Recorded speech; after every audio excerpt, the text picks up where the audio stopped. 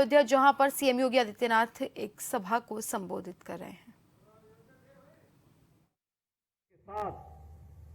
वह मूर्त रूप ली है, दुनिया को अयोध्या की ओर आकर्षित की है। जिन लोगों के लिए संभव था कि अयोध्या में क्या भगवान राम का जन्मभूमि पर मंदिर बनेगा, लोग पूछते थे, प्रश्न भरी निगाहों से पूछते थे। हम लोग तब भी कहते थे, हां जरूर बनेगा, चिंता मत करिए, जरूर बनेगा, अवश्य सफलता मिलेगी। जो लोग बोलते थे कि अयोध्या की सड़कें चौड़ी होंगी, हमने कहा अयोध्या की तो होंगी, लेकिन अयोध्या से आसपास का क्षेत्र भी लाभान्वित होगा। और आज लखनऊ से अयोध्या के बीच में हो, लखनऊ से प्रयागराज के बीच में हो, अयोध्या से रायबरेली के बीच में हो, अयोध्या से गोंडा के बीच में हो, अयोध्या से बस्ती का मार्ग हो, अयोध्या से काशी का मार्ग हो, ये सभी मार्ग 4 लेन की कनेक्टिविटी से जुड़ चुके हैं। बाकी जो बचा है वह जुड़ने की प्रक्रिया के साथ आगे बढ़ चुका है। अयोध्या में ट्रेन नहीं आती थी, एक सिंगल लाइन थी, आज डबल लाइन से जुड़ चुका है। अयोध्या में एयरपोर्ट नहीं था, आज इंटरनेशनल एयरपोर्ट बन चुका है। 14-15 फ्लाइट अयोध्या से जुड़ चुकी है। कितने वर्ष लगे अयोध्या में हवाई जहाज को आने में? मुझे लगता है कि हजारों वर्ष लग गए, हजारों वर्ष। भगवान राम अपने पुष्पक विमान से यहां पधारे थे और पूरा द्वापर चला गया, कलयुग भी अपने एक लंबे कालखंड को संपन्न कर चुका है। अब अयोध्या में इंटरनेशनल एयरपोर्ट बना है। और ठीक है, तकनीक उस समय की रही होगी कि भगवान राम जिस पुष्पक विमान से आए थे वो कहीं भी उतर जाता था, लेकिन आज के नए तकनीक में एयरपोर्ट के किसी भी एयरलाइंस के लिए रनवे चाहिए होता है, एयरपोर्ट चाहिए होता है, और उस रनवे के लिए एयरपोर्ट बनाना आवश्यक होता है। इंटरनेशनल एयरपोर्ट आपके अयोध्या धाम में बन चुका है। आज अयोध्या को आप देखेंगे, हर व्यक्ति जो अयोध्या 5 वर्ष पहले, 7 वर्ष पहले आया होगा, इस नई अयोध्या को पहचानने में उसको थोड़ा भूल जरूर हो जाएगी।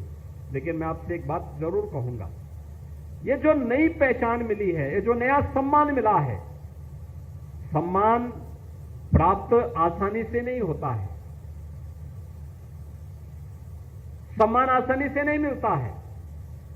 और अगर मिलता है, देव योग से मिलता है, गुरु कृपा से मिलता है, संतों के आशीर्वाद से मिलता है, तो उसको सजोए रखने के लिए भी उतनी ही परिश्रम और साधना की आवश्यकता पड़ती है।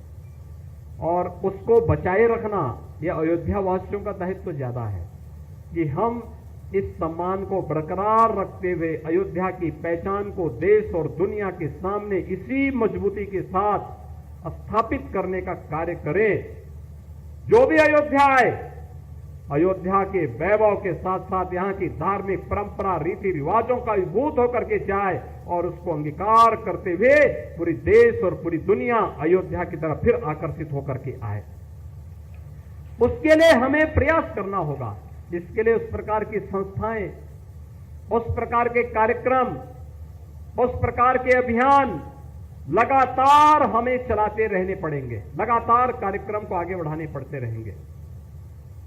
हमें सम और विषम परिस्थिति में कोई हमारे मूल्यों के से डिगा न सकता हो, कोई हमें हमारी भावनाओं के साथ खिलवाड़ न कर सकता हो, यह हम अवश्य प्रयास करें।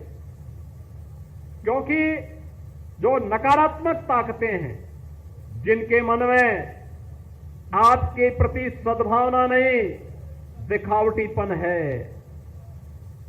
जो राम के अस्तित्व को नहीं मानते, जो कृष्ण के अस्तित्व को नहीं मानते, जिन लोगों के मन में भारतीयता के प्रति कोई सम्मान का भाव नहीं, जिन लोगों के मन में ये कोई भाव नहीं कि दुनिया के किसी कोने में कोई हिंदू प्रताड़ित हो रहा है तो उसके प्रति आवाज उठा सके, क्योंकि उसमें भी उन्हें लगता है कि अगर हम आवाज उठाएंगे तो कहीं यहां उनका वोट बैंक न खिसक जाए।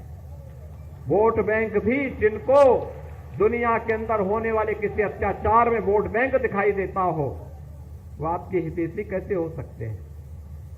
याद रखना, जो बांग्लादेश में हो रहा है, जो चर्चाएं हो रही थी अभी, वहां 90% जो हिंदू बचा है वह दलित समुदाय से है। और मैं